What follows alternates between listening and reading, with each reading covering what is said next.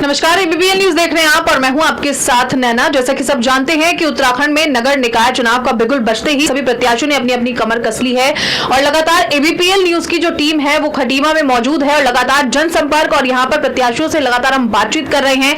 तो इस वक्त मेरे साथ मौजूद है निर्दलीय प्रत्याशी खटीमा से राशिद अंसारी। चलिए इनसे खास बातचीत कर लेते हैं और जानते हैं कि क्या रोड मैप इन्होंने खटीमा की जनता के लिए बनाया। सर, सबसे पहले तो बहुत बहुत स्वागत है आपका एबीपीएल न्यूज में। मैं एबीपीएल न्यूज के सभी सुधी पाठकों और संपादकों का हार्दिक अभिनंदन और स्वागत करता हूं, जिन्होंने मुझे छोटे से कार्यकर्ता को कवरेज करा।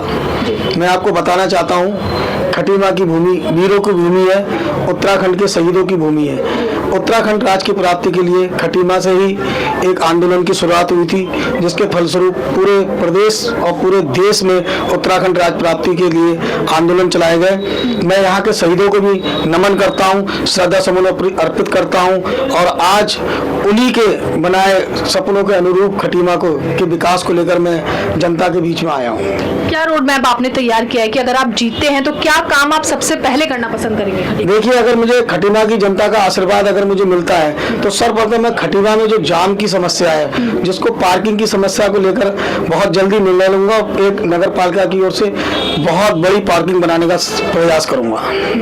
और दूसरी चीज आप क्या करना चाहेंगे, क्योंकि लगातार हम लोग भी यहाँ पर घूम रहे हैं, सड़कों की बहुत बुरी स्थिति यहाँ पर नजर आ रही है, नालियों की बहुत बुरी स्थिति है, तो इन चीजों पे किस तरीके से काम करने का? देखिए, हमारे प्रदेश के मुखिया हैं जो उनका गृह क्षेत्र खटीमा है, अभी यहाँ से करीब 10 किलोमीटर दूर नगला तराई गाँव है और बड़ा अफसोस का विषय है कि 3 साल से खटीमा विकास की दृष्टि से पिछड़ा हुआ है। खटीमा में ऐसा कोई विकास कार्य नहीं हुआ है, रोडों का निर्माण नहीं हुआ है जिससे हम कह सकते हैं ये खटीमा है। मेरा प्रथम उद्देश्य है खटीमा को मॉडल खटीमा बनाना है। खटीमा में जो भी समस्याएं हैं, रोड की समस्या है, सर्वप्रथम जो समस्या है खटीमा में शहर के बीचों बीच ऐठा नाले और खगरा नाले की है, जो गंदगी से पटा रहता है। मेरा प्रयास रहेगा इस ऐठा नाले और खगरा नाले का सौंदर्यीकरण कराकर इस पर बैंडर जोर बनाया जाए और जो यहाँ के गरीब खोखा ठेला रेवड़ी और फल वाले हैं, जिनका प्रशासन आए दिन अतिक्रमण के नाम पर उत्पीड़न करता है, उनको वहां पर बसाने का प्रयास करा जाएगा।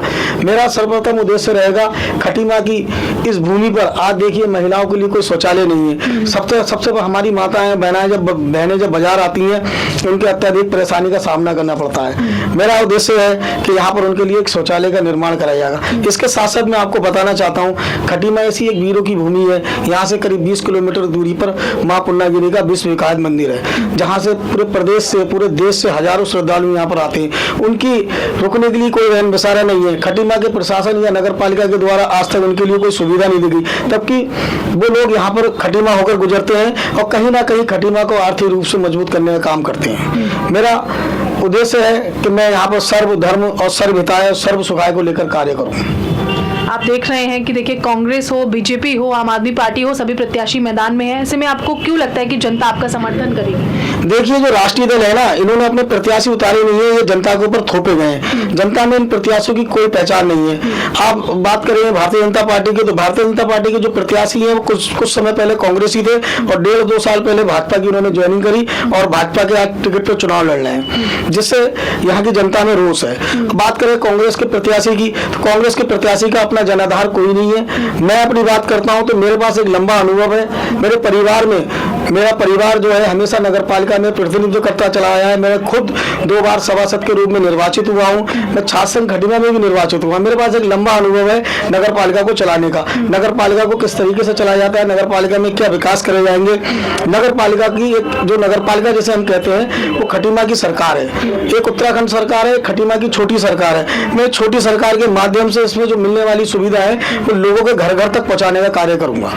महिलाओं के बारे में आपने बात की कि यहाँ पे शौचालय की बहुत बड़ी एक कमी यहाँ पे महसूस की जाती है, तो उनकी सुरक्षा के लिए भी क्या कुछ काम यहाँ पर हो सकते हैं? जी बिल्कुल, उनकी सुरक्षा के लिए मैं खटीमा में को सीसीटीवी कैमरों से लैस कराऊंगा और मैं ऐसे जगह जगह पिकेट बनाऊंगा जहाँ पर महिलाएं अगर कहीं जाती हैं तो सुरक्षित रूप से वो आराम कर सकें थोड़ी देर के लिए।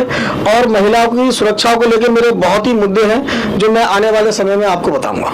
युवाओं को क्या संदेश देना चाहेंगे आप? युवाओं के लिए क्या कुछ काम किया जाएगा? देखिए, युवाओं के लिए मेरा संदेश है, क्योंकि मैं खुद एक युवा हूँ और और संघर्ष करके यहाँ तक पहुंचा हूँ। युवाओं के लिए मेरा संदेश है, रोजगार परक शिक्षा उनको दी जाएगी, उनके लिए जगह जगह लाइब्रेरी की व्यवस्था करी जाएगी। जो लोग हमारे युवा जो नशे की गिरफ्त में है उनको काउंसलिंग करा के उनको उस चीज से दूर कराया जाएगा, उनको मनोवैज्ञानिक तरीके से खेलों की ओर प्रोत्साहित किया जाएगा।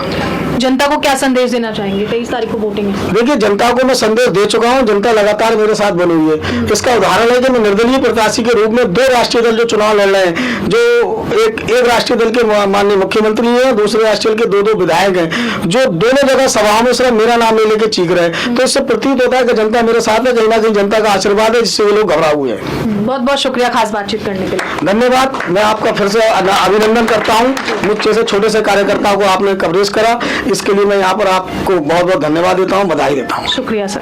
तो इस वक्त मेरे साथ मौजूद थे निर्दलीय प्रत्याशी, खटीमा से निर्दलीय प्रत्याशी राशिद अंसारी। क्या कुछ खास बातचीत हुई आपने अच्छी तरह से सुना, और ऐसे ही चुनावी मुद्दों को देखने के लिए बने रहे ABPL न्यूज के साथ। कैमरामैन संतोष के साथ मैं नैना।